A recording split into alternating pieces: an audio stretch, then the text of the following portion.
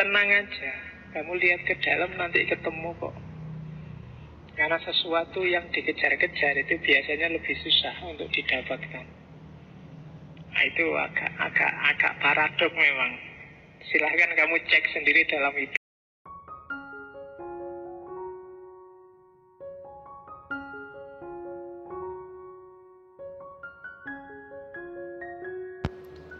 Assalamualaikum warahmatullahi wabarakatuh.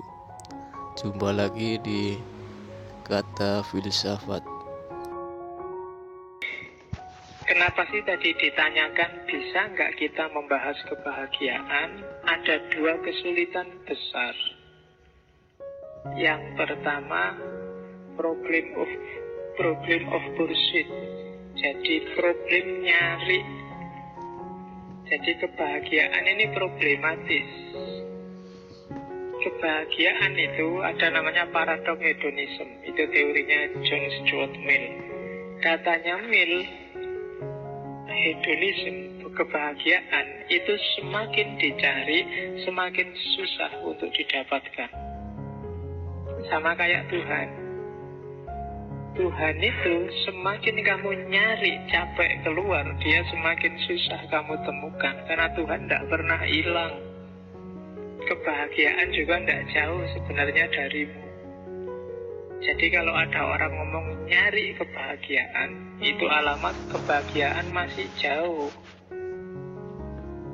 Kalau ada ceritanya, ada yang ngomong ini ceritanya Robiah Adawiyah, ada yang ngomong ceritanya Mullah Nasruddin, yang cerita kehilangan kunci itu loh. Jadi satu ketika Robiah ini kehilangan kunci di rumahnya. Cuma Robiah ini waktu dia kehilangan kunci, rumahnya gelap. Ya mungkin PLN ini mati telat bayarin. Nah, karena gelap susah toh nyari kunci di dalam rumah, terus dia keluar. Diketawain sama Hasan Basri. Kamu itu kok lucu toh, kunci hilangnya di dalam rumah, kok nyarinya di luar rumah? Jawabannya Robiah, lah di dalam rumah gelap tak cari keluar, di luar kan terang. Ya, terus Hasan Basri jawab, lah kamu kok bodoh toh yo. Kalau hilangnya dalam rumah, rumahnya gelap, ya rumahnya dibikin terang, nanti kan kuncinya ketemu. Terus Rabi'ah bilang, oh iya ya, berarti rumahnya kan yang dibikin terang, bukan kamu keluar nyari tempat terang. Maksudnya apa? Ya kebahagiaan itu ada dalam dirimu. Tengok ke dalam, kok nggak ketemu di dalam, berarti rumahmu gelap. Bikin terang.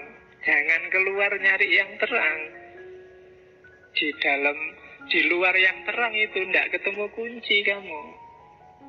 Ya memang di sana terang, kamu bisa lihat apa-apa, tapi kuncinya tidak ada di situ. Kuncinya ada di dalam. Cari dalam dirimu. Temukan, ambil dalam dirimu. Nah itu kalau di Mill ada teori namanya paradok hedonism.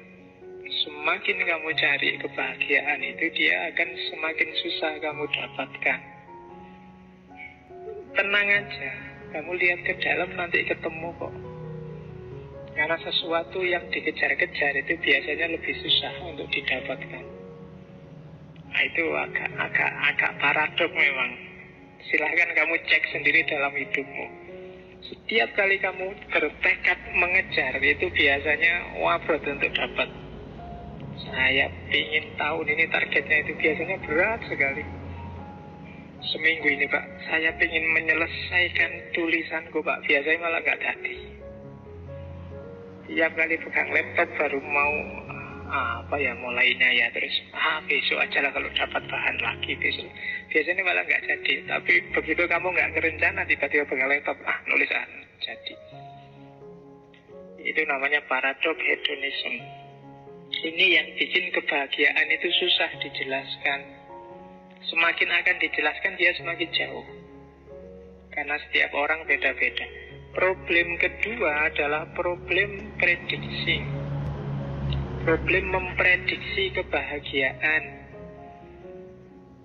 Jadi kan kalau kamu bilang, Pak, saya mau nyari kebahagiaan, terus orang kan tanya, lah apa sih yang akan membuatmu bahagia? Dan jawab pertanyaan ini tidak gampang. Nanti ada namanya problem of prediction, problem of predicting. Jadi problem memprediksi. Mungkin kamu yang tidak punya pacar akan bilang, Pak, kalau saya punya pacar bahagia mesti, Pak.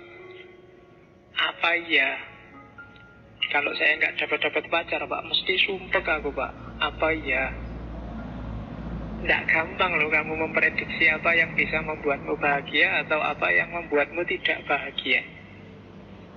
Kalau di teori problem of predicting, ada 5 hal yang bikin kayak gitu. Yang pertama apa? Habituation, pembiasaan. Hidupmu itu sangat canggih. Manusia itu makhluk yang sangat cepat adaptasi.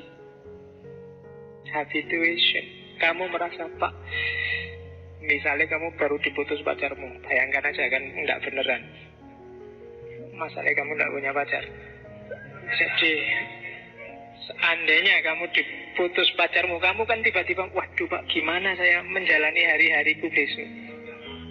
Gelap ini Pak. Enggak kok, habituation. Sebentar aja nanti kamu akan terbiasa. Mungkin kemarin IP-mu bagus 37, 38, 41. Terus tiba-tiba jatuh semester ini, entah karena apa. Mungkin dosennya sentimen sama kamu semua. Kamu merasa, waduh gimana ya aku kuliah enggak ya, kok sumpek gini. Tapi enggak, besok, lusa, seminggu, 2 minggu, paling lama 1 bulan, kamu akan sudah terbiasa. Jadi susah memprediksi ketidakbahagiaan, kesenanganmu di mana. Pacar yang semula mungkin baru nembak, baru diterima, seneng luar biasa. Tapi saya yakin sak suwe-suwe ini 1-2 tahun sudah biasa aja. Kalau kemarin awal-awal nggak di SMS sehari aja kamu marah-marah, sekarang nggak di SMS 3 hari peduli amat. Ya kan, yang lain masih banyak, ternyata lebih banyak yang dulu waktu ngejar-ngejar kayak satu-satunya, sekarang kok banyak cabangnya. Ya kan, habituation, kamu pembiasaan, terbiasa. Apakah itu kesenangan atau ketidaksenangan? Manusia punya daya adaptasi yang luar biasa. Sakit pun bisa habituation. Orang Indonesia dulu dijajah Belanda 350 tahun. Kok bisa ya Pak? Kamu membayangkan aja kan, kuat nggak ya aku dijajah? Tapi buktinya nenek moyangmu kuat. 350 tahun loh itu.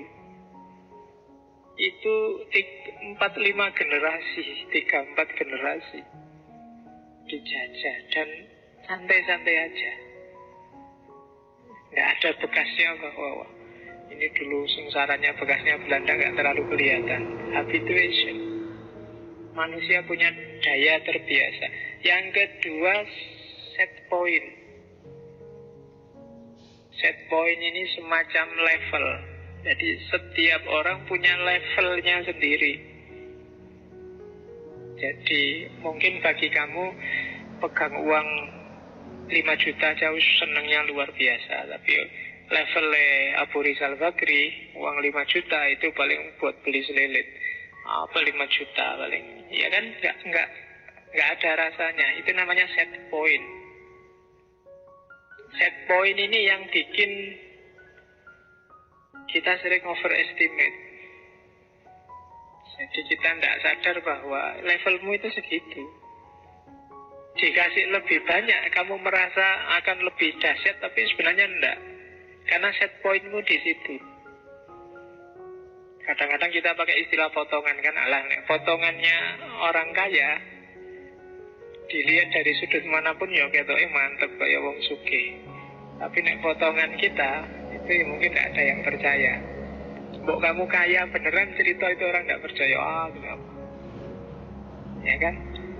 Potongan kita itu set pointnya memang set point menengah ke bawah. Arloji yang 35, 25 gitu kan.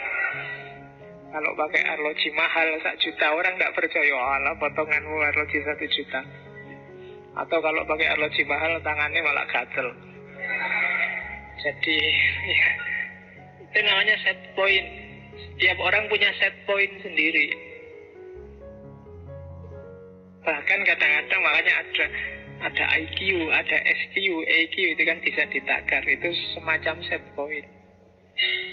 Memang takaran kepinteranmu memang segitu. Meskipun kamu mati-matian pingin aku harus ngalahkan dia yang ranking 1, ya kata iya Raisa.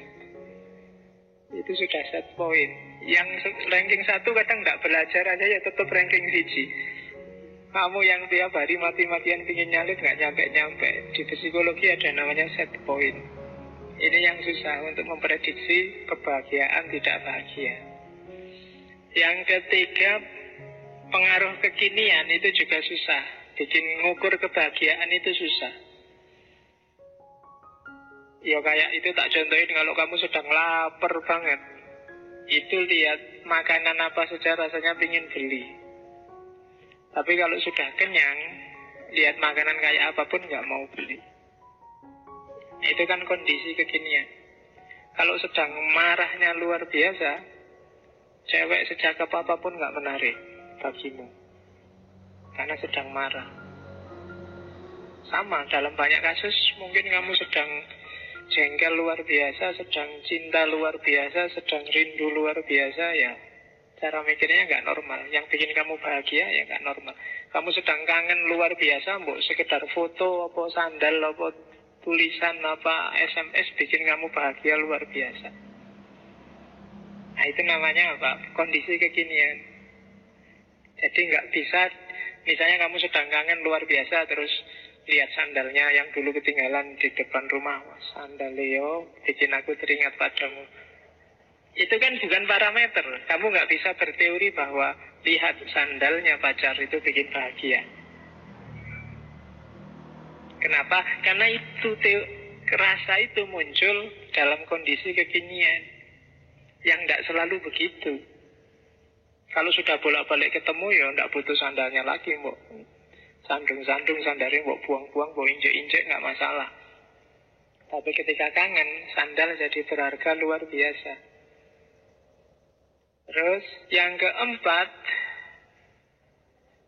susah memahami imunitas emosi. Imunitas emosi itu agak mirip dengan habituation tadi. Jadi sejauh mana kamu tangguh menahan rasa sakit, itu beda-beda. Kadang-kadang ada orang dihina kayak gimana, enggak masalah.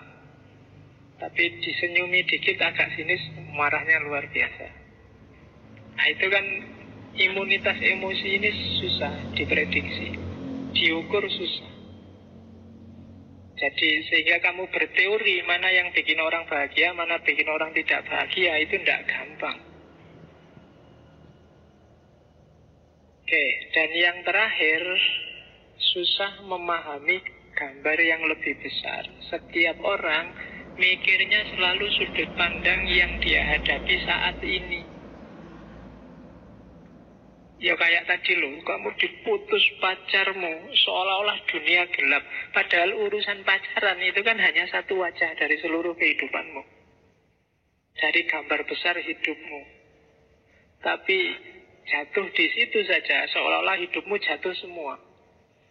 Kuliah itu hanya satu sisi dari keseluruhan hidupmu. Tapi begitu kuliah gagal, kan seolah-olah hidupmu gelap, masa depanmu selesai. Padahal enggak, itu hanya satu sisi. Banyak orang yang enggak kuliah dan sukses. Tapi kan kamu dijelasin gitu juga susah. Wah, gelap masa depanku banget gitu. Ya kuliah lagi nyari yang lain enggak bisa. Sama kayak pacaran tadi kan. Wah, siapa lagi Pak, ini sudah mati-matian terlanjur ku berikan semua misalnya. Seolah-olah semua urusan jadi ruwet gara-gara itu. Padahal itu hanya satu aspek saja. Masih banyak aspek hidup yang lain. Kalau ada melihat apapun itu, ingatlah bahwa itu hanya satu sudut pandang, satu aspek. Maling itu satu aspek ketika dia maling. Ketika dia pulang, bantu istrinya masak, nyuci beras, nyapu-nyapu, ya dia bukan maling. Rampok juga gitu, dia jadi perampok ketika dia merampok. Makanya kan ada hadis itu kan, tidak berzina ketika dia berzina, wahuwa mukmin. Jadi orang mukmin nggak mungkin berzina. Ketika dia berzina berarti dia bukan mukmin. Selesai berzina ya mukmin lagi. Karena ada hadisnya yang kayak gitu. Jadi itu menunjukkan bahwa hidup ini multidimensi. Tadi di kantor korupsi, itu kan sisi dia ketika korupsi, pulang terus ke masjid nyumbang orang berapa ratus juta. Itu sisi baiknya dia, tapi dia juga punya sisi gelap. Dan itulah hidup. Cuma orang sukanya mengeneralisir. Berarti memang dia koruptor. Sementara yang di kampungnya ngerti dia nyumbang banyak, dia bukan koruptor tapi dermawan. Sebenarnya semua benar. Dia korupsi waktu di kantor dan dia dermawan waktu di masjid. Jadi itu gambar besar. Ini yang bikin ngomong kebahagiaan itu tidak simpel. Jadi manusia itu sangat kompleks, sangat rumit. Karena Allah sudah bilang, pelajarilah alam semesta dan manusia. Kalau bagi orang Jawa, jagat gede dan jagat cilik. Jagat cilik itu mewakili jagat besar. Kalau kamu kenal dirimu, kamu akan kenal alam semesta. Kalau begitu kamu kenal alam semesta, kamu akan kenal Tuhan. Makanya man arofa nafsahu arofa robbahu. Oke, jadi itu pengantarnya. Maka kalian tidak usah bingung kalau kapan-kapan belajar filsafat kebahagiaan. Teorinya banyak sekali dan macam-macam. Yang kita tampilkan malam ini hanya sebagian kecilnya saja. Mungkin saya ambil 2 kutub besar. Yang pertama namanya hedonisme. Yang kedua namanya eudaimonisme. Nanti kita lihat apa isinya. Oke. Terima kasih sudah menonton. Semoga bermanfaat dan menambah wawasan Anda semua.